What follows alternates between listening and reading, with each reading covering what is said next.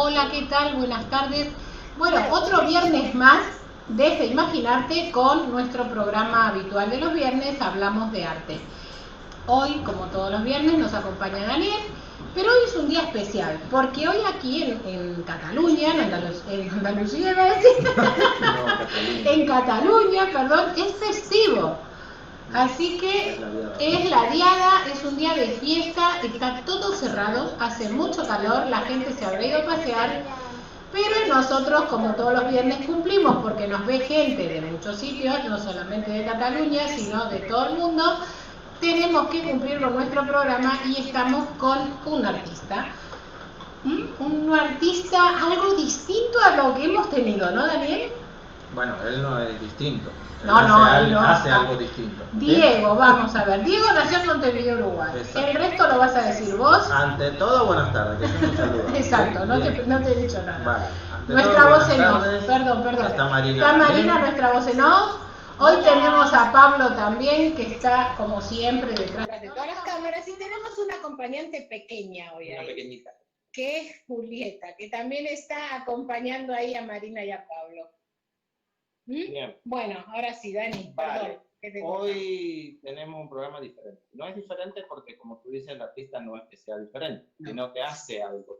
Es una persona como nosotros. Como todos los artistas. Pero hace algo distinto. Hace algo distinto. Muy bonito. Todos los programas que hemos tenido hasta ahora hemos visto, por ejemplo, lo que tiene obra de arte, figurativa, ¿sí? Figurativa, realista en este caso. ¿Sí? Y tiene, digamos que esto sería una representación, ¿verdad?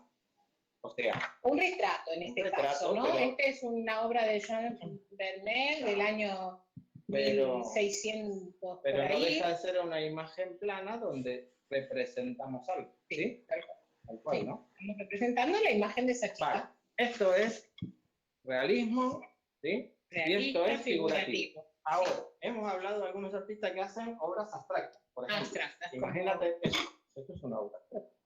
Sí, señor, ¿Sí? una pequeña obra abstracta. Entonces, es tan pequeña que Pablo te dice que la acerques. Una obra más cerquita, a ver si se ve, abstracta. ¿Sí? ¿No? Por ejemplo, una obra abstracta la podemos poner así, la podemos poner así. Bueno, la entrevista que le hemos hecho, o le has hecho tú también, a JM, él era un artista. Exactamente. Entonces tú puedes poner su obra en un sentido o en el otro.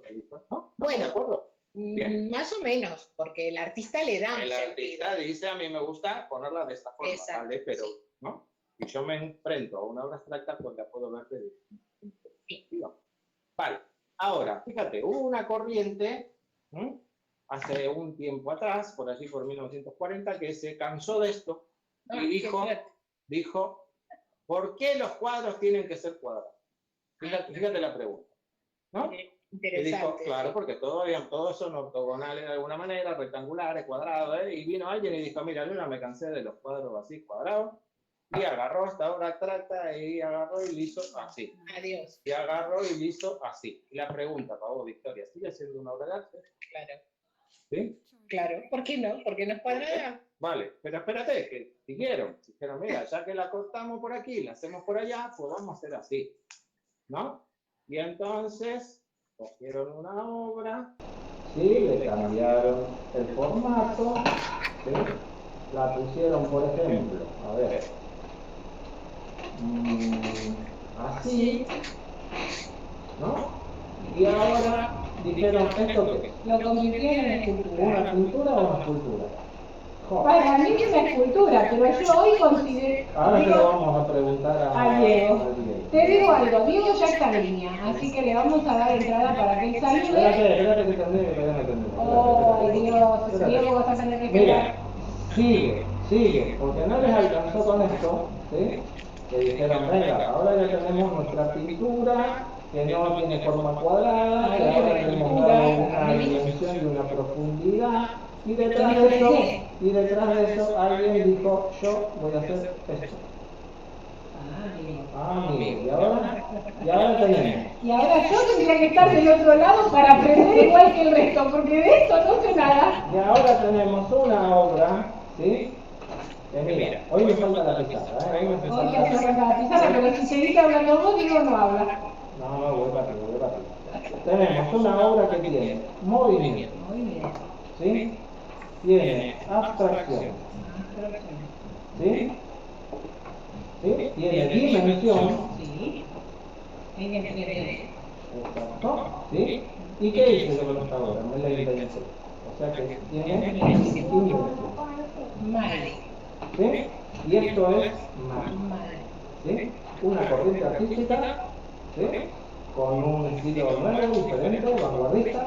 Y hoy tenemos una artista que hace este tipo de arte. Y ahí viene lo interesante, porque él nos va a explicar todo esto que yo expliqué en regular, nos lo va a explicar un poquito mejor. ¿Sí? Entonces, Diego, ¿ya nos estás escuchando? Perfectamente, perfectamente. Te damos la bienvenida para que ya estás en directo. Pablo, Diego ya está en línea. No lo estamos viendo todavía, ¿eh? A ver, ¿no? Un minuto. Lo de la escultura, ¿la quieren ver otra vez? Aquí la tenemos. ¿Sí? Y entonces... La foto, te pregunta Pablo. Ah, bueno. Si quieren, ¿quieres ver algo de arte de Mali? A ver, ¿Quieres verlo o no? Antes de a Diego, venga. Es verdad que yo había preparado una imagen. Ah, ¿sí? Mira, te está ayudando el técnico, ¿eh? ¿Qué haría sin el técnico, eh? Había preparado una imagen, ¿sí? Que de alguna manera nos muestra en qué deriva todo este arte Mali, ¿no? ¿A dónde? Exacto. Esto es una escultura de Punta del Este, como el beso del agua, ¿sí? Y es una expresión de toda esta corriente artística. Uno de los fundadores un poco de todo este movimiento es el autor de esta. Ahí estuvimos. Exacto. Eso está en Punta del Este, en Uruguay. Bueno, ahora sí, venga. Por eso te dije que ya estuvimos. Vale. Bueno, ahora sí, a ver. Vamos a hablar con el protagonista de todo esto, que no soy yo. Sí, que no eres tú. Y yo Diego. Menos que tú. Y así Diego, que ahora cuando lo vemos a Diego lo estamos escuchando, pero todavía no lo vemos. ¿Eh? A ver. Ahora sí lo tenemos. Ahora sí. Qué bueno. Buenas tardes. Hola. Bien. ¿Cómo está? Tú estás en Valencia, ¿verdad? Estoy en la comunidad valenciana, estoy en un pueblo, ciudad, estamos ahí, somos poco más de 20.000 personas, que se llama el Faz del Pi. Digamos que pertenecemos más a Alicante que a Valencia, pero sí estamos en la comunidad valenciana y para que la gente tenga una referencia, estamos a unos 6-7 kilómetros de Benidorm. Hermosa zona. Vale. Hermosa zona. Yo no te he presentado, pero te voy a presentar ahora, ¿sí? Dale. Alexandre Así nació en Montevideo en 1971. El dibujo fue desde pequeño algo natural en él. En el año 1987 realizó estudios de artes gráficas en la Universidad del Trabajo de Uruguay, lo que todos conocen como la UTU, allí, ¿sí? La Escuela Pedro Figari, y finalizó sus estudios en 1989. Desde ese momento ha realizado infinidad de trabajos en diseño gráfico, lo que despertó su interés por las artes plásticas, ¿sí? Y eso lo llevó a cursar estudios en el atelier del artista plástico Luis Lacoste, ¿sí? Donde aprendió, bueno, ¿no? Diversas técnicas que lo ayudaron a realizar sus proyectos y buscar un rumbo y su estilo propio en este caso, ¿sí? Además se ha formado en Bellas Artes con la artista plástica Ana Dol, ¿sí? Bueno, la lista, como casi todos nuestros artistas, de muchas exposiciones en Latinoamérica, Europa, etc., ¿sí? Y él nos dice, y aquí viene lo importante, Diego, tú nos dices, ¿sí? Y me gustan varias expresiones del arte, pero sin duda uno de los estilos que más me identifica es el arte Mali, ¿sí? Pues siento reflejado en él la descontracturación. Cuando uno está contracturado, pues no, eso es la descontracturación, ¿sí? El salirme de lo establecido y el no estar sujeto a normas convencionales. Ahora, Diego, ¿qué es esto del arte Mali? Cuéntame. Yo como soy autodidacta, a ver, a veces la definición de autodidacta es medio extraña, porque en realidad uno es la formación de la cantidad de conocimientos que uno ha adquirido por otras personas o que ha leído. Entonces uno no es tan autodidacta, en realidad uno se ha formado con un montón de cosas que ha aprendido o que ha visto, ¿verdad? Pero llamémoslo, porque es la palabra que más se utiliza, soy un autodidacta en el arte Madrid. Yo vengo y adoro y amo el dibujo figurativo, el arte figurativo, o sea, no reniego de él. Los artistas Madí y sobre todo los vanguardistas de aquellos tiempos, primeros del siglo XX hasta mitad, renegaban un poco de la vieja escuela académica, ¿verdad? No es mi caso. Yo llego al arte Madí, hice una exposición en el Hecho Acá, que era una exposición que se hacía en Uruguay, de artistas no solo de pintura, sino de artesanos, gente que hacía comidas artesanales, en fin, un montón de cosas. Y entre ellos estaba la pintura. Ahí hice una exposición de unos 20 cuadros que se llamaban ninfas, eran todas mujeres, un homenaje a la mujer. Yo había sido, hacía unos 6 años, papá de una nena hermosa, Florencia, y de alguna forma hice un homenaje a la mujer. Entonces eran mujeres pintadas de color naranja, pelo azul, de diferentes formas, y esa fue mi primera exposición particular. Y fue una persona, que ahí la pongo como referencia a Anna Dolder, y me dijo que me dedicara al arte madí. Yo anoté porque desconocía lo que era el arte madí, te soy sincero, y cuando llegué a casa busqué en Google y, como se dice, amor a primera vista.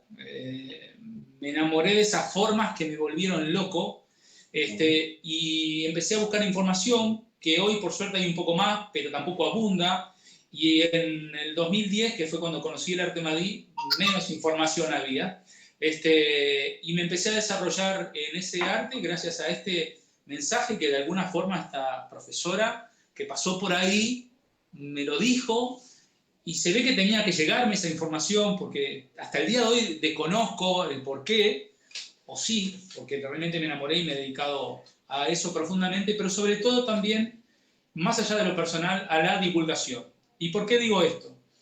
No me voy a poner a decir que es un arte uruguayo, que es un arte argentino, yo no entro en eso porque me parece absurdo.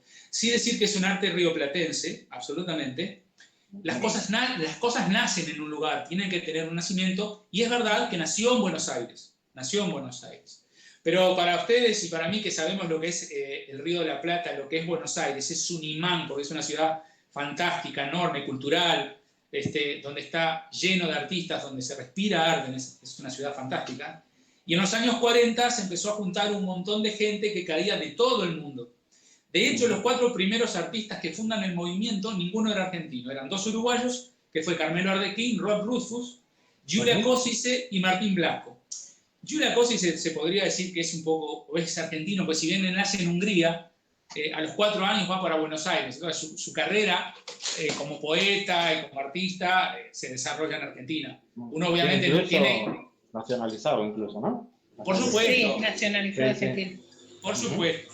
Entonces, claro, nace en Buenos Aires. ¿Pero por qué? Porque Buenos Aires siempre fue, sobre todo para el Uruguay y para Montevideo, un imán que los artistas, una vez que estaban en Montevideo y querían trascender, tenían que cruzar, como nosotros decimos, el charco, e ir a Buenos Aires para poder trascender al mundo. Y fue lo que pasó con Carmelo Ardequín y con Rod Rufus, y ahí se empezó a generar un movimiento fantástico de artistas, inclusive hasta el poeta Vicente Huidobro, que era chileno, por decirte algo. Había gente de todas las nacionalidades, Tomás Maldonado es argentino, y todos empezaron a colaborar con este movimiento y con estas ideas que vinieron a romper con el molde que había hasta ese momento. Pero esto empieza mucho tiempo atrás, cuando Torres García, el creador no el creador del constructivismo, porque el constructivismo sí viene de Rusia, pero Torres García, junto con Mondrian, Kandinsky, empezaron ellos mismos a darle un significado diferente al constructivismo, y Torres García decide irse de Europa, de Cataluña, y se va para Montevideo. Cuando Torres García llega a Montevideo, rompió con todos los esquemas. De hecho, en Latinoamérica rompe con todos los esquemas porque no había un movimiento en Latinoamérica. Si bien teníamos al gran Bertolucci argentino, que era cubista, pero no había una vanguardia que se empezara a gestar en el Río de la Plata, y en este caso en Montevideo. Ahí Carmelo lo conoce a Torres García, queda impresionado después de ver una conferencia, queda muy impresionado, y si bien nunca fue alumno de Torres García, sí había una relación de amistad, no sé si llamado colegas, porque Carmelo recién estaba empezando, pero Torres García le prestó mucha atención a los conceptos que tenía Carmelo Ardequín. Así que podríamos decir que una piedrita fundamental fue Torres García, a pesar de que él renegó, no sé si el término sería renegar, pero nunca estuvo muy afín con el movimiento madí, o sobre todo con los movimientos de vanguardia jóvenes que había en ese momento. Y algunos artistas del movimiento madí, como Tomás Maldonado, fueron muy críticos, muy ácidos, muy críticos de Joaquín Torres García, que años después se arrepentirían de esos comentarios. Pero bueno, en esa convulsión de ideas, empieza a surgir el arte Mahdi y ese primer movimiento, esa semilla. Yo por eso digo que en el movimiento Mahdi el ADN es uruguayo, porque los dos creadores fueron Carmelo y Robert Dolphus, pero germina y nace en Buenos Aires. Entonces, esa es la unión que tenemos los dos países y que además es una vanguardia que tenemos que defender porque sigue vigente, es la única vanguardia que sigue vigente hasta el día de hoy en el mundo. Con un montón de artistas europeos, hay museos en Estados Unidos, en Brasil, bueno, si no me equivoco en La Plata, tenemos un montón de artistas italianos, húngaros. Entonces, yo en Uruguay, y vuelvo al porqué de la difusión, yo no lo conocía, pero no era el único que no lo conocía. Cuando vos empezabas a hablar con alguien, ¿y qué es el arte Mahdi? Y empezabas a explicar, te dabas cuenta que era desconocido.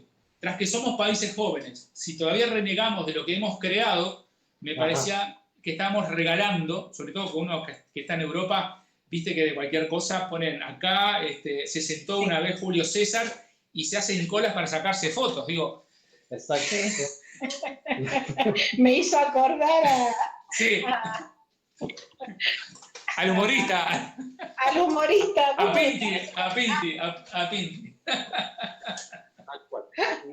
Cuando decían esta piedra mío Solís, ¿te acordás? Claro, sí. Exacto. Es que la idea me vino de ahí.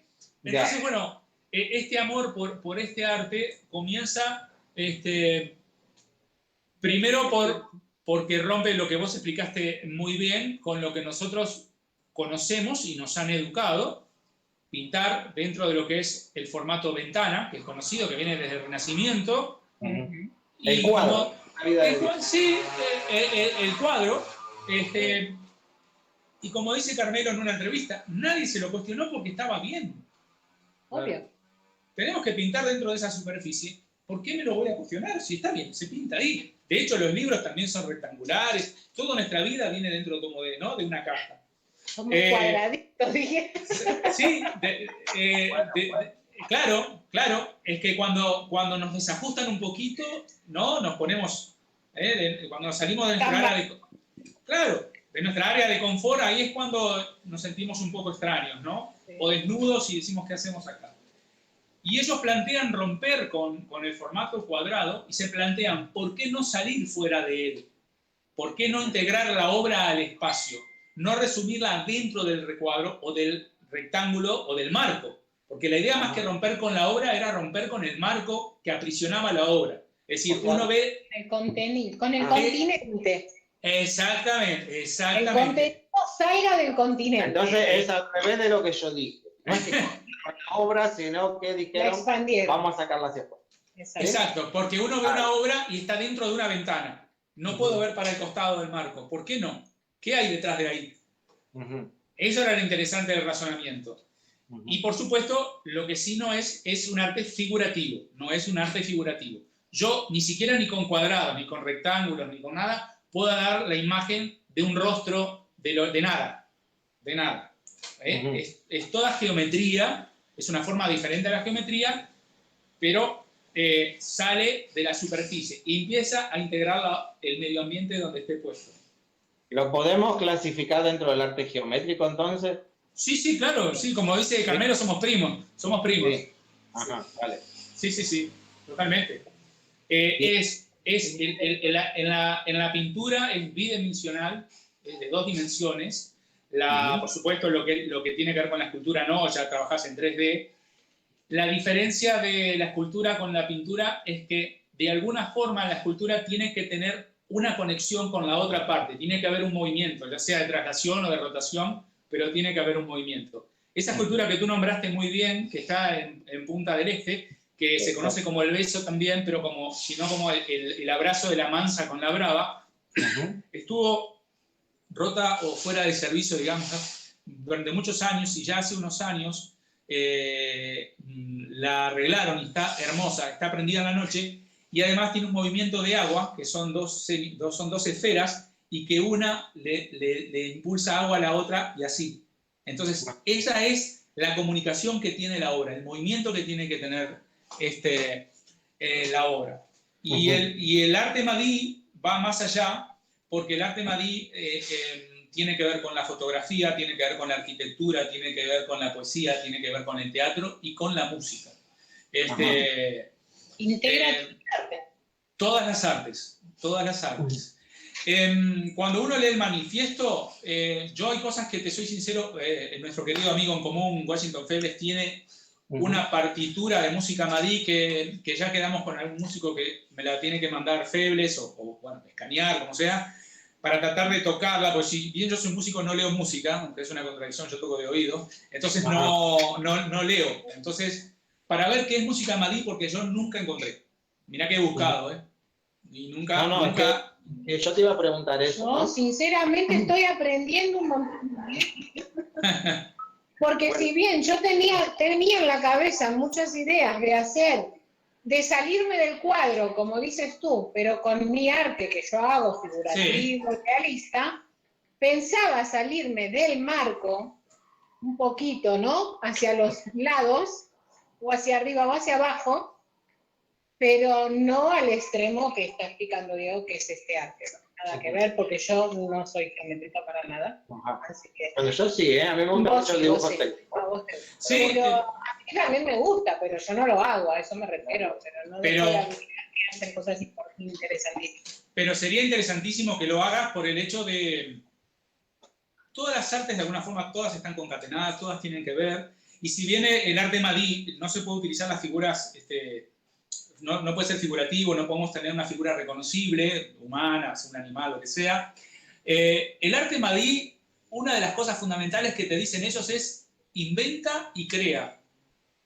Entonces yo te diría que dentro de eso, si bien ya como norma no puede ser figurativo, pero uno puede avanzar un poco más y yo creo que después de 70 años puede haber novedades y cada uno puede impulsar y ir agregando, porque esto es como algo que ha tenido vida, que tiene, y que se ha ido creciendo con los años. Y puede seguir creciendo. Hombre. No, es que sin duda... Debe seguir creciendo, sería, ¿no? Es que realmente yo estoy impactado, sobre todo a mí me llega mucho, tengo contacto con muchos artistas italianos, también franceses, y es un movimiento que sigue, y ellos siguen, hay suizos también, siguen haciendo exposiciones y se siguen editando libros sobre el arte madí, cosa que me parece que es algo maravilloso. Creo que tanto Giulia Cosis, para mí es un genio, y yo no entro en el debate porque, como todos los grupos, entre ellos había, lo que nosotros decimos pica, había peleas entre ellos, egos. De hecho, de alguna forma, Giulia tomó la idea de decir, el arte madí lo inventé yo. Porque, ¿qué pasa? Carmelo en el 48 se va y se radica en París. Entonces, él se abrió desde el movimiento en el Río de la Plata y lo funda o lo refunda en París y él crea ya el movimiento madí en Francia. Entonces, como que el relato se lo apoderó Giulia Cosis. Pero eso es parte de la historia, hasta el nombre es discutible. Sí, creo que tú has leído qué significa madí.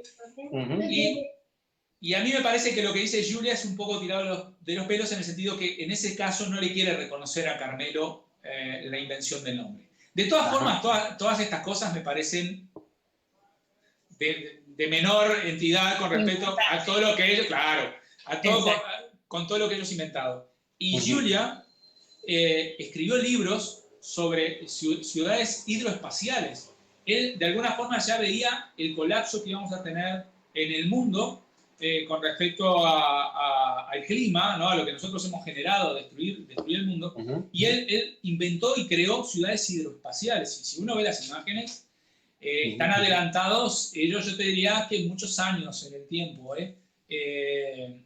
La verdad que, bueno, libros que ha escrito Carmelo Arlequín, de ciudades en donde uno en parte de una ciudad, de un país, vivían los artesanos y en otras vivían los ciudadanos dentro de una cúpula que no podían salir porque el clima y bueno. Entonces hablaban como de ciudades ideales y eso me parecía que eran unos genios y estaban despegados. Pero eran humanos y tenían egos. Está claro. Bueno, pero mira, con lo que nos está contando Diego, a mí me vienen a la cabeza imágenes de películas que hemos visto. Bueno, y que son películas muy modernas y muy nuevas y que muy no sé qué, pero siempre las ideas yo creo que las sacaban de esa gente y como digo siempre para mí eran genios que estaban iluminados alguien del más allá, Pero, porque si no, no podía claro, hacer con las cosas que hacía. esto, bueno, yo tengo un montón de preguntas para hacerte, ¿no? Obviamente, pero con esto pasa algo que nos va a ser bastante reconocible, ¿no? Y es que tú vas a una exposición y te encuentras gente parada delante de un cuadrado rojo y un triángulo amarillo, como digo yo, diciendo, ¿y esto qué es, no? Y si tú me hablas de ciudades del futuro, ¿no? Es como que dices, ¿cómo asociamos, no? Esa forma, esa línea, ¿no? Con lo que tú me estás diciendo. Tú me dices, el arte de Madrid está aplicado a todo, a la arquitectura, a la danza, a la música, al teatro, tal, ¿no? Pero ¿cómo se llega o por ahí, bueno, tú ahora me lo vas a explicar. ¿Cómo se llega de esa imagen, de ese cuadrado amarillo, pues de Kandinsky o del visto ¿no? De la pintura abstracta, a lo que tú me dices, a una ciudad del futuro, ¿no? Porque hay que pegar un salto muy, muy grande, ¿no? Y detrás de eso, cuéntame, ¿cómo es que uno empezando a dibujar, porque digo yo que tú habrás empezado estudiando dibujo, pintura, como todo el mundo, ¿no? Como todo, lo Y uno aprende y dibuja, bueno, el cuerpo femenino, y ¿cómo salta de eso a lo otro? Tú dices, yo lo descubro y de la noche a la mañana cambio. ¿Se puede hacer eso? Yo creo que sí. Me parece que, como dicen, la práctica hace al maestro. Victoria creo que lo sabe bien también, en el sentido de que es muy difícil pasar de lo figurativo al abstracto. Sí. Es muy difícil. Y no todo el mundo lo acepta ni lo quiere hacer, y está bien, es muy respetable. Yo empecé como todo el mundo dibujando, tengo en el ADN de alguna forma el dibujo porque mi abuelo, el que yo no conocí, él era dibujante y era pintor. Él falleció mucho antes que yo naciera y no lo conocí. Pero yo digo que nací con un lápiz y con un pincel.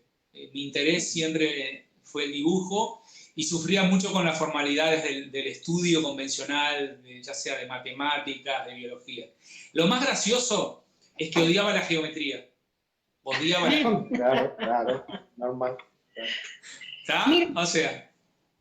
Perdón Diego que te interrumpa un momento, pero tenemos aquí en el chat un chico que nos dice que yo no veo una obra de arte, sino veo un cuadrado decorativo. Y él lo dirá por la obra que tenemos tuya aquí detrás. No, la que o también la que esté mostrando. Pero no, esto fue mucho antes, así que yo creo que fue más que nada por eso.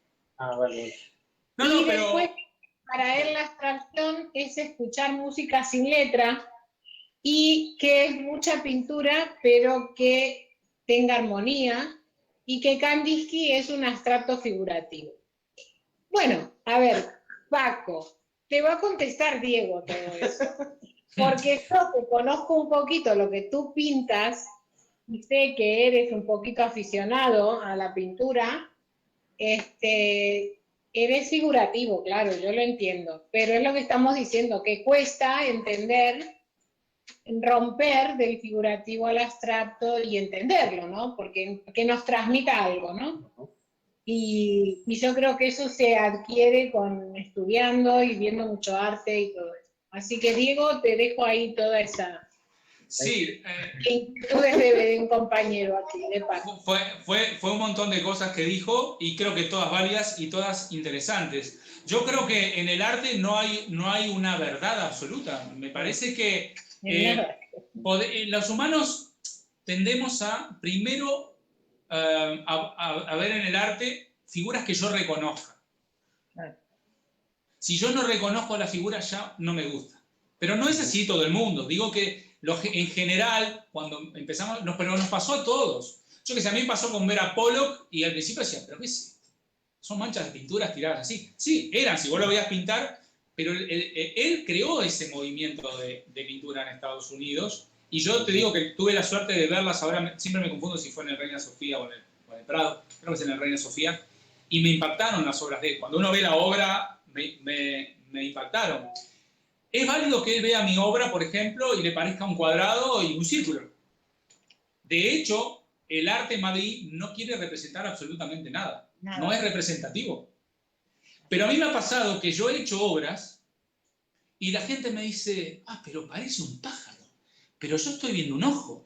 Y ahí es una línea que va hacia un ala. porque empezamos, nuestro cerebro, como no lo reconoce enseguida, empieza a asociar con figuras reconocibles y le sale eso. Y yo, de hecho, me parece muy válido, porque el pintor cuando termina la obra, aunque creo que nunca terminamos los pintores las obras, siempre, ¿verdad? Siempre hay un detalle que faltó, pero cuando uno la presenta en público, la última palabra la tiene la gente, siempre. Siempre. Y de hecho, el valor a veces de lo que no es figurativo es la interpretación que se le puede dar. Yo puedo haber creado una interpretación, pero la gente va a ver 20 tipos diferentes y eso me parece mágico. La comunicación, que de repente lo que él vio simplemente como un cuadrado o un rectángulo rojo o lo que sea, pero va a haber mucha gente que va a ver un montón de cosas y me parece fascinante, que es el lenguaje. Y me parece que si nosotros los pintores con una imagen podemos dar un lenguaje y con eso generar un debate, me parece fantástico. Y por eso yo hoy nombraba a Kandinsky, a Mondrian y a Torres García. Por algo Torres García se va. Creo que Kandinsky y Mondrian influyeron mucho, pero después cada uno se fue por su lado. Sí, por su lado, porque interpretaron totalmente diferente cada uno las obras. A mí, con respecto al arte, no me gustan los bandos. Es decir, yo por eso nunca voy a renegar del arte figurativo porque me apasiona, ni del realismo. A mí me encanta. Me encanta. Admiro a los artistas figurativos y realistas. A mí me encanta la escuela. Yo, cuando voy a los museos y veo obras de Tiziano, me fascinan.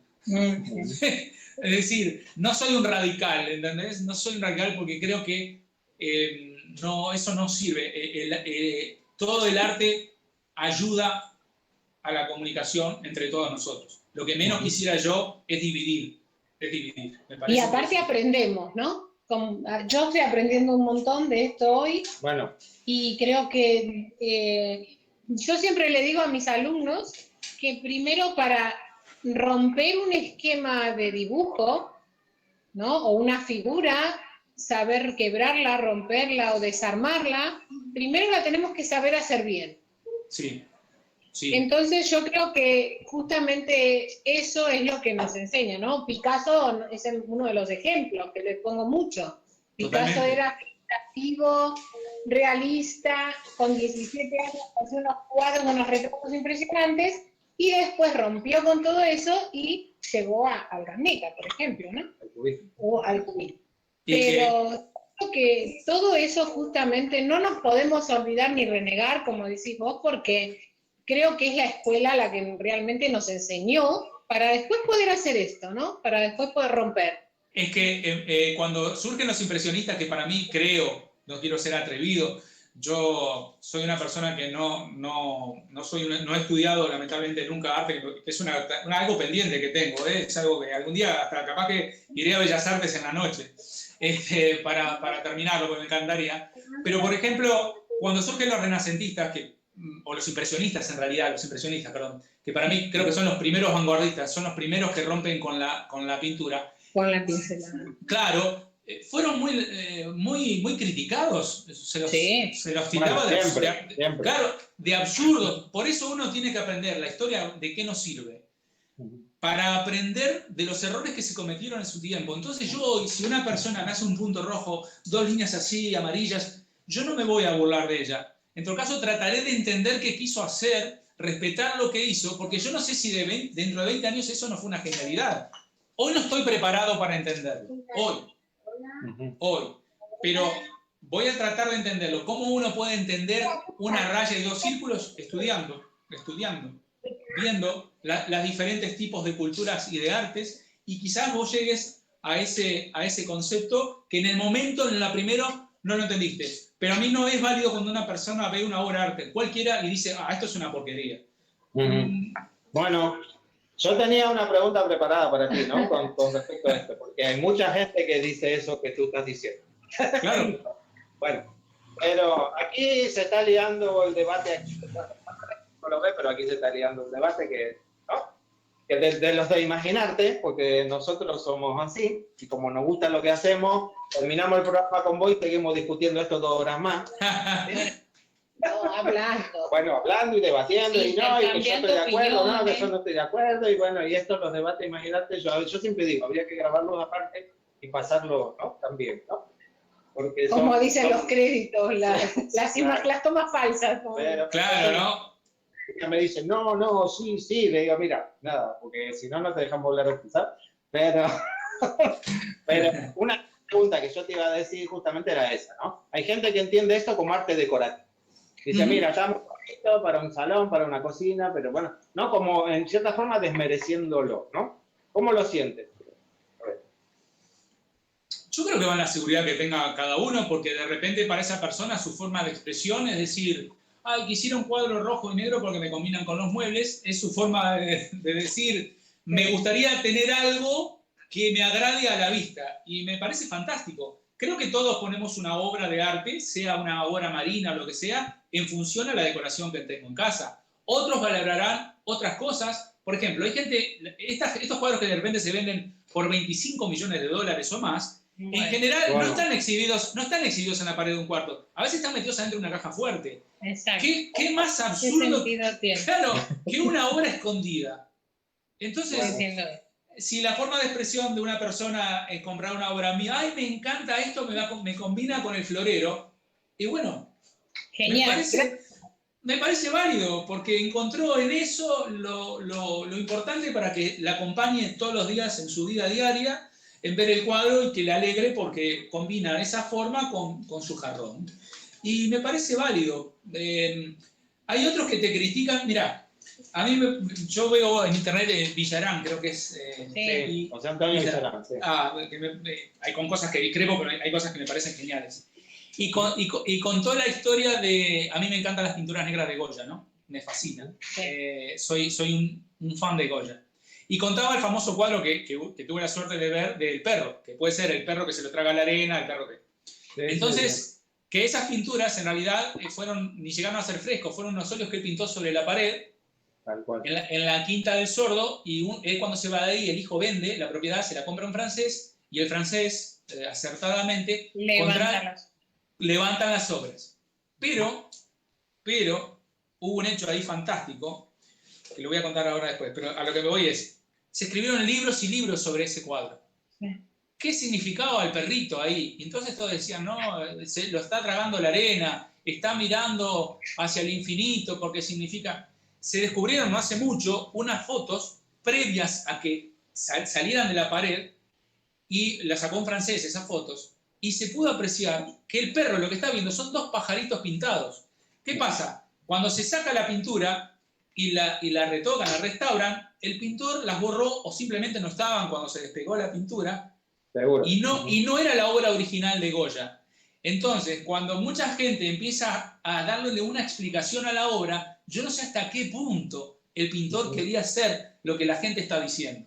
Bueno, claro, eso pasa mucho. Pero eso pasa mucho. Sí. ¿Verdad? Entonces, volviendo al tema, si la simpleza de una explicación de una persona es que le gusta una obra, en este caso por ejemplo mía, porque combina con su jarrón o con su sillón, para mí es sumamente válida. Está dentro de lo que conoce y puede explicar.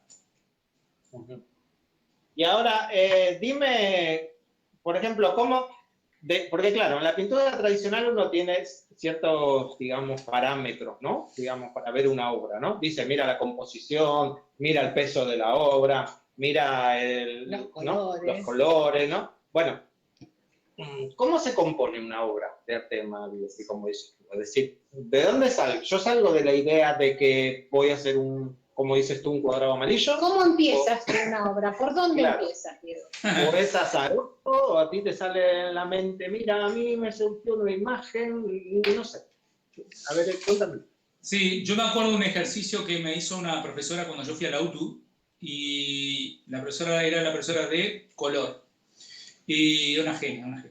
Y recuerdo que había llovido ese día, y dice, bueno, salgamos todos al patio, salgan con su papel y con sus hojas, ahí está, y su lápiz. Y empiecen a ver las manchas que la lluvia generó en el piso y en la pared. ¿Y qué ven? Y no sé si les ha pasado que uno ve una nube y dice, parece un perro, tiene la cara de una persona. A mí me pasa, el hacer ese ejercicio, a mí me ayudó muchísimo y me ha pasado estar, voy a contar una infidencia, en el baño y ver los azulejos y ver cosas en los azulejos. Sean caras, sean figuras. Y me ha pasado de nuestra vida es geométrica. Los edificios son geométricos, las calles, nuestra estructura de vida es geométrica, los muebles son geométricos, todo es geométrico. Y me pasa a veces de estar sentado viendo hacia afuera, yo tengo hacia afuera la vista de un edificio, y a veces las sombras, según la hora del día, genera unas formas que me parecen increíbles y enseguida voy a las hojas y hago el boceto. A partir de ahí, muchas veces me inspira para hacer una obra. Yo creo que para cualquier pintor, haga lo que haga, la observación diaria es fundamental, porque es la semilla para la creación, ¿verdad? Bueno, sí. Sea el fotógrafo o tú que sos escritor, es lo mismo, es lo mismo. O me pasa viendo una obra de Goya que nada tiene que ver, me inspiran los tonos de color o lo que sea, me disparan ideas. Uno quizás ya también tenga el músculo, ¿no? Un poco preparado para eso. Yo siempre digo, yo soy medio minimalista escribiendo en este caso, ¿no? Porque yo siempre digo, yo escribo cuentos muy cortitos y es lo que tú dices, ¿no? Yo dejo mucho librado a la imaginación del que lo lee, ¿no? Es como, por ahí lo mismo tiene un poco que ver con esto, ¿no? Que tú dices, mira, yo pongo 3 imágenes en diferentes colores y luego la gente ahí empieza a ver cosas, ¿no? Por ahí cosas que ni siquiera las he visto yo mismo, ¿no? Claro. Y a mí me ha pasado con la escritura, ¿no? Cuentos muy cortitos donde yo dejo muchos huecos para que la gente se imagine lo que quiera y la gente dice, es que a mí me parece tal cosa, ¿no? Y yo digo, pues para mí no iba por ahí, pero bueno. Bueno, no importa. Mira. Ahora, espérate. Perdona. Tenemos muchas cosas. Sí, muchas, pero quiero que está Uriel también ahí en línea. Hola, Uriel, gracias por estar como siempre. Y Uriel nos dice algo genial, mira, una obra puede decorar, pero a su vez enriquecer, resaltar, llenar de manera intelectual nuestra percepción de la realidad. Un filtro que se hace real. Depende de cada persona vivir en su realidad. Una definición genial. Fantástico. Sí, es fantástico. Por eso, y creo que el otro día se lo preguntabas a Feble, pero capaz que era una pregunta que querías hacer y te pido disculpas, pero es la famosa pregunta que creo que nunca se ha resuelto, decir, ¿qué es arte? ¿Vos? De eso mejor ni hablemos. ¿Verdad? De eso ¿verdad? mejor ni hablemos. Un día hacemos un continuado de 24 horas. Un debate. Y entonces hablamos de qué es arte. No. Hablemos de arte, como se llama el programa, que ya con eso nos alcanza. A mí me encantó una explicación que dio un hombre que fue a una charla de alguien y me dijo, ¿qué es arte? Y él dice, bueno, yo he ido a muchos museos, pero imagínate que vas al Louvre o vas a Reina Sofía y ves cientos de cuadros. Maravilloso. Y vos empezás a caminar por un corredor y ves cientos de obras. La obra que te hace una zancadilla, que hace que vos la mires, eso es arte. Exacto. Y que esa solo obra te maraville. Sí. Eso es arte. Y me parece muy interesante. Lo que comentábamos antes, ¿no? Antes de empezar el programa, que yo te decía de que la obra tiene que de alguna manera conquistar el espacio, ¿no? Exacto. Imponerse por sí misma, ¿no? La que hace que tú te pares y digas, mira esto, ¿no? Cuando has pasado por delante de 10 cuadros o 10 obras y no le has prestado atención a ninguna y sin embargo hay alguna que te dice, ¿no? Esto me ha llamado la atención, ¿no? Bueno, a mí es lo que te digo, a mí Goya me gustaba, ok, sí, bien, es un grande. Hasta que vi las obras, yo iba caminando con Febles, ¿qué estábamos buscando? Yo no me acuerdo si era, a veces ya me confundo con los museos, pero no me acuerdo si estábamos buscando el Guernica, no me acuerdo qué cuadro estábamos buscando, y de repente paso y veo el cuadro famoso de los que están fusilando, ahora se me fue el nombre. El fusilamiento. El fusilamiento. Que Uriel hizo una interpretación en su estilo. Búscala. Después te la enviaré, Diego. No, la web nuestra. La web nuestra también está, sí. Por favor. Y bueno, esa obra, yo iba caminando y la vi con la vista periférica y me fui para atrás, miré así y dije, no, y me fui directo. Y me pareció maravilloso. Mirá, Es impactante eso. Es maravillosa, ¿entendés? Y me vino a la memoria lo que ese hombre dijo, porque a mí me pasó. Entonces yo creo que va por ahí. Y es divino que nunca se conozca la explicación, porque así podemos estar debatiendo eternamente de algo que es maravilloso, que es el arte. Vale. A ver, yo tengo una pregunta. Esta es complicada, ¿eh? Porque te voy a poner entre la espalda y la pared, si me permite. Porque es difícil de responder. Es difícil de... Disculpate, entonces, como hizo Diego antes. Y yo creo que no tiene respuesta. Pero bueno, por ejemplo, algo que yo he leído de Maddy dice que en realidad la obra se inventa, ¿no? O sea, salir del proceso de crear una obra, ¿no? Y a inventarla. Por ejemplo, lo que hice yo aquí, ¿no? Y yo digo, yo me pregunto, ¿eh? Y ahora te lo pregunto a ti, ¿eh? Porque yo todavía me lo sigo preguntando. ¿Qué diferencia hay entre crear una obra e inventar una obra? Yo entiendo que hay un proceso creativo o un proceso, ¿no?, de invención, pero no termino de... ¿Casi ¿no? lo mismo? Por eso, sí, yo creo que son dos formas diferentes de expresarse con el mismo fin. Inventar y crear. Bueno. ¿Sí? No te digo que son sinónimos. Por ejemplo, ¿no? Pero... Claro, va por ahí, exacto. Si nos vamos, por ejemplo, al constructivismo, lo que sea, ¿no? Yo te diría, mira, para mí crear es hacer algo de la nada, ¿no? Y inventar es hacer algo con lo que ya está hecho. Yo lo definiría así, ¿no? O sea, con materiales que tengo hechos, pero la creación... hacer un proceso e inventar algo, ¿no? Bueno. Creo desde lo imaginario. Te voy a decir algo que dice el Madí, que puede ser, según lo que está diciendo, puede ser contradictorio. El Madí, una de las cosas más importantes, dice inventa y crea. A ver, el Madí te dice inventa y crea. Eso es lo que te dice el Madí. O sea, me parece que una cosa podemos decir que lleva a la otra. Yo creo, ¿no? Es más, a veces cuando uno habla es la gran creación de tal... artista. Claro. Claro, pero con respecto a lo que vos decías, ¿no?, de la creación y la invención, realmente nosotros creamos la idea plasmándola con materiales que ya tenemos. Sí.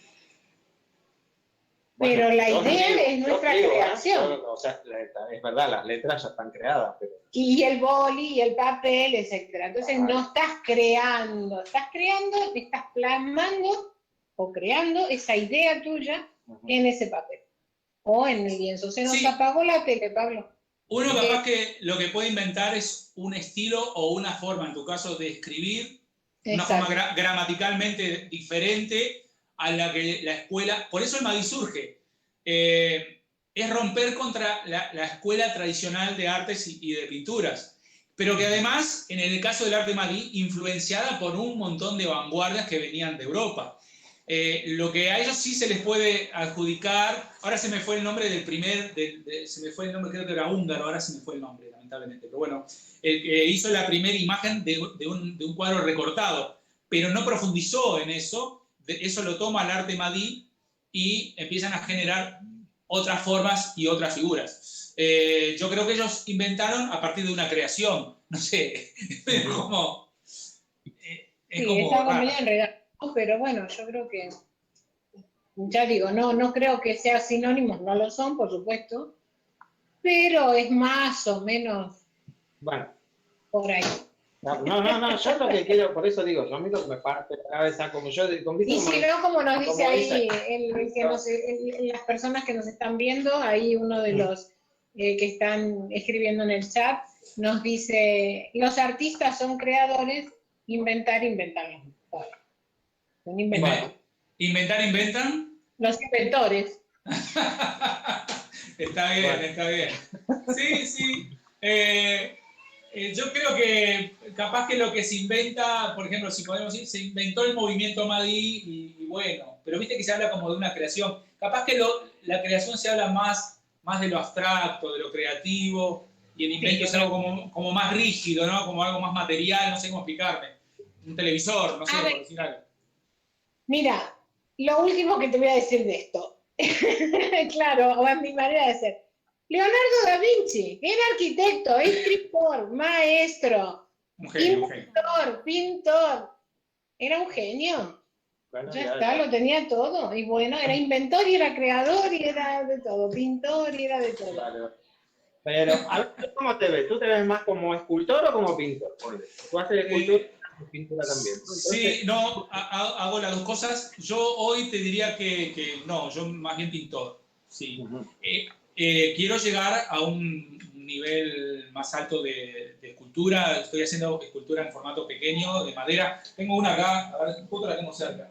No sé si se aprecia. Parece una nave espacial. Ve, bueno, ¿sí? Bueno, ves, es lo que cada uno puede llegar a ver. Esa misma que estamos viendo en pantalla. Sí, la misma que ¿sí? tenemos. Genial. Bien, yo mandé por eso, porque es algo que me interesa y que me gusta, me está gustando mucho. Por supuesto, estoy ensayo y error, ¿no? Porque es una cosa que estoy trabajando, innovando solo, creando solo, y obviamente la idea es ir a llegar cada vez a formatos más grandes. Diego, porque venimos hablando de qué es el Madí, de que no todo esto. Vale, ¿por qué no háblanos un poco de qué estás haciendo tú? ¿Qué es lo que haces tú realmente, no?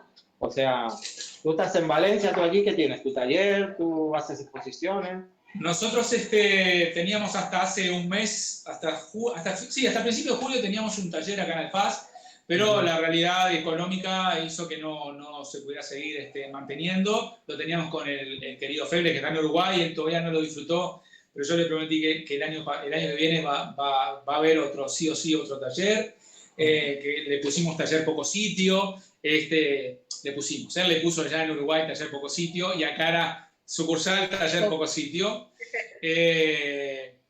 Y lo que yo trabajo también es en diseño gráfico. Estoy trabajando para una editorial en Uruguay que se llama Bencroft Ediciones, y me toca en general hacer toda la creación de las tapas. Que ahí desde el punto del vicio, igual siempre meto algo geométrico, pero desde el punto del vicio con lo geométrico, como me gusta dibujar mucho y hacer ilustraciones. Entonces trato de moverme siempre por ese lado, porque bueno, yo, o sea, honestamente, a nivel de cuadro yo no vivo del arte, ¿no? O sea, ya lo que estábamos hablando hoy, del arte de la pintura. Creo que hacer también creaciones en tapa de libro es arte también. Es arte. Diego, te cuento, y a todos los que nos estén viendo, que tenemos una exposición de arte digital ahora a fin de mes, ¿no, Marina? Así que si queréis participar,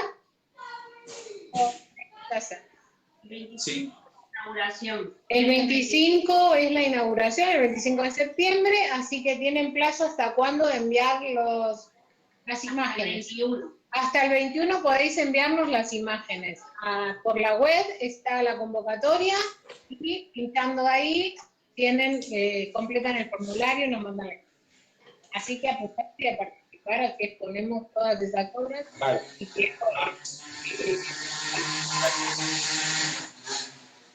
También cuando tú has estado aquí, Diego, bueno, hemos podido hablar poco. Sí. Y bueno, como pasa habitualmente, nos quedan 400 cosas para hablar. La verdad. Pero a mí sí me gustaría que se organizara a futuro.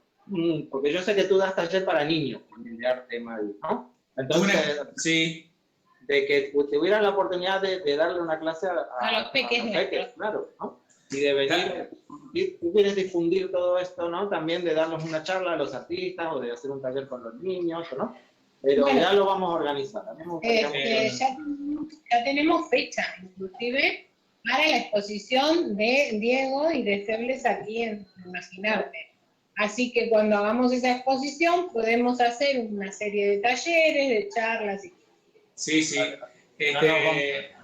Es un honor, además cuando conocí a Imaginarte, es un lugar realmente hermoso, una zona fantástica y con unos anfitriones, la verdad, geniales. Y un orgullo poder hacer algo con mi querido amigo y compañero de viaje como es el querido Washington. Para mí es un honor poder hacer algo con él en Barcelona y en Imaginarte. Así que estoy deseando que llegue esas fechas. Vale. Sí, igual yo estoy programando un par de cosas. Así que yo creo que tú te vas a encontrar con Washington, mira, nos vamos prontito. Porque yo a Washington, cuando hablé con él, con Feble, yo le dije 2 preguntas picando ahí, que le dije, mira, que va un poco por tu línea, por lo de, digamos, la Bauhaus, Sí. Kandinsky, ¿no? Bueno, toda esta línea, ¿no? De lo abstracto que deriva en todo esto. Y yo le dejé un par de preguntas ahí picando que digo, mira, algún día me las va a contestar y creo que Podemos hacer, como dice el técnico, sí, acá un especial con varios artistas. Sí, porque yo sé que tú sabes mucho, tienes mucha información, tú dices, yo no he estudiado arte, pero de lo tuyo sabes mucho, y Febles también tiene mucho para contarnos, y sería hacer un programa muy interesante. No de qué es el arte, porque eso nos puede llevar, pero sí de algunas cosas. No, por más que vamos a terminar. Yo las experiencias que he tenido con Washington de estar charlando en donde estábamos alojados o en un bar, es que es un libro abierto y es un placer estar, porque le gusta leer mucho y te cuentan anécdotas, historias realmente fantásticas. Yo mi experiencia, yo veía, cuando fuimos con él, fuimos al Reina Sofía, al Prado y al Thyssen, y entonces yo veía que la gente, los turistas contrataban ese como teléfono que te va diciendo, te parás en cara. Bueno, yo lo tenía personal, era él. Claro. Era el libro abierto, era el guía abierto. Él sabía todo. Él me daba una hora y yo, mirá esto, bla, bla, me contaba la historia. Lo que aprendí con él. Aparte, además, yo admiro la capacidad de retención de memoria. Porque a mí se me va el nombre, la fecha, se me va todo. No, pero él es impresionante la memoria que tiene, digo, yo no sé Dime. Es interesante. Perdón, no quería interrumpir, pero destacar una de las tantas virtudes que tiene es la generosidad en compartir conocimiento, que él tiene, que eso lo hace un grande, ¿verdad? No solo como artista, sino como persona, y yo la generosidad que con él he tenido, que él ha tenido conmigo, y no solo como persona, como ser humano, como amigo, sino como un colega que te brinda sus conocimientos para que uno mejore. Nunca te va a criticar nunca te va a juzgar ni criticar tu obra, pero sí te va a dar un complemento o cómo llegar a tal cosa, ya sea en la pintura, lo que sea. Él siempre te está compartiendo y me parece que eso lo destaca. Sin duda, ¿no? Un maestro. Un maestro, sí. Absoluto. Hoy, hablando de todo un poco, es el Día del Maestro en Argentina. Felicidades. Beso a todos los maestros de Argentina. Tan necesario. Tan necesario, que yo tengo un montón de compañeras que estudiaron conmigo que son maestras, directoras y de todo. Mi así que un beso a todos. Mi hermana es maestra, así que a mí es una cosa que me sensibiliza particularmente, sí, los maestros. Un beso a ella entonces, que ella está en Montevideo, ¿no, Diego? Toda mi familia está en Uruguay, sí, en Montevideo. Pues nada, Dani, estamos en la hora, ya nos dicen aquí. Sí. Podríamos seguir. Ahora se viene. Ahora veremos a ver qué pasa. A ver qué con las clases, ¿no? Porque a mí esto el lunes que empiezan las clases, sí, a ver qué pasa. Mucho no me termina de... No, es que las clases online tampoco las quieren los chicos, los nenes no les gustan las clases online. He pasado con alumnos que han vuelto ahora a clases físicas y me decían, no, queremos volver al cole, ¿no? Porque queremos estar con los amigos, no nos gustan las clases online. Papás que nos han comentado que cuando estábamos en casa con las clases online no querían saber nada los nenes, que se deprimían. Bueno, entonces hay que poner un poquito de atención y a los maestros muchas ganas y a esmerarse, que hay que darle para adelante y el lunes estar firme ahí en el colegio. Sin duda. Pero, por los nenes, ¿no? Más que nada por los niños. Bueno, yo creo que a modo de introducción, diría yo. Del Madí, yo aprendí un montón, Diego, gracias. Nos va valiendo, pero yo creo que quedan cosas pendientes aquí que ya tendremos varios programas más. Y algo importante que la gente que haya estado viendo o que vayan a ver luego el programa, es también uno tiene que plantar las semillas, pero también uno tiene que generar su propio conocimiento y cultura. Y entonces después de esto me encantaría si logramos que mucha gente ponga en Google, como yo hice en el 2010, o como seguramente tú hiciste, Daniel, buscando información, poner Arte Madí y que ellos mismos busquen la información, escuchen otras opiniones y escuchen a los maestros, porque hay videos de ellos mismos explicando que son fantásticos. Así que creo que ese sería, para mí, el mensaje genial de esto, es que la propia gente, después de que cortemos, empiecen a buscar arte Madí o cualquier otro arte y se informen. Muy bien. Muy bien.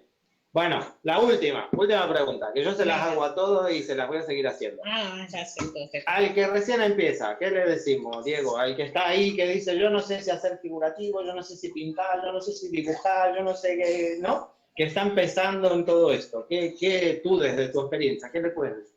Yo creo que, mira, cuando yo fui al taller de José Luis Lacoste en Montevideo, lo llamé y le dije, profesor, sí, mire, yo quiero aprender a pintar óleo. Ah, qué bien, sí, pero tenemos que empezar por dibujo primero, con carbonilla. No, yo ya sé dibujar, le dije, yo ya sé dibujar. Me dice, no, pero mirá que hay que empezar a hacer dibujo al natural. No, yo quiero saber pintar óleo. Creo que me tuvo 3 años dibujando con carbonilla, cosa que le agradezco muchísimo, porque uno lo que tiene que hacer es afianzar siempre la figura humana, jarrones, naturalezas muertas, lo que vos quieras, y después uno empezar a buscar qué camino lo sienta cómodo y lo hace feliz. Pero es importante tratar de, por lo menos, dominar casi todas las técnicas o todas las técnicas del dibujo y la pintura, y después uno llega solo. ¿Por qué? Porque después vas a comprender con mucho mayor facilidad otras cosas.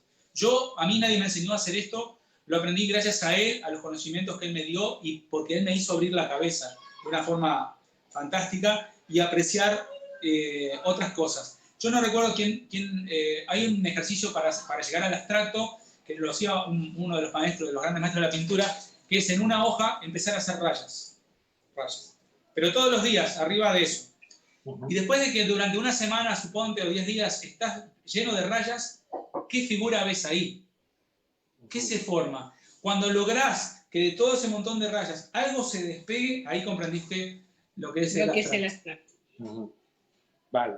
Yo tengo otra técnica, después te lo diré. Pero... Dale, la dejamos para otro programa. Pero en definitiva, empezar desde cero, si no hay conocimientos, si ya hay conocimientos, repasarlos, y después, bueno, uno va yendo hacia lo que se siente cómodo. Yo pinto con acrílico, por ejemplo, no pinto con óleo, porque es lo que, como yo soy un tipo muy, viste, que me gusta todo rápido, el acrílico para lo que yo hago es ideal, exacto, seca enseguida, pero eso que implica que tenés que tener un dibujo ágil, porque si bien hay cosas que retrasan el secado del acrílico, lo que te hace es dibujar rápido, ¿no? Bueno, Diego, me han quedado 20 preguntas allí que, bueno, que ya las contestaremos en otra oportunidad. Pero nada, agradecerte tu tiempo y agradecerte que nos atiendas y que nos cuentes todo esto, ¿no? Que a mucha gente también le sirve, ¿no? Para conocer algo diferente, ¿no? Yo creo que hay mucha gente que no tenía ni idea de cómo se llamaba esto. Bueno, ni que existía el arte Madí, te lo digo así.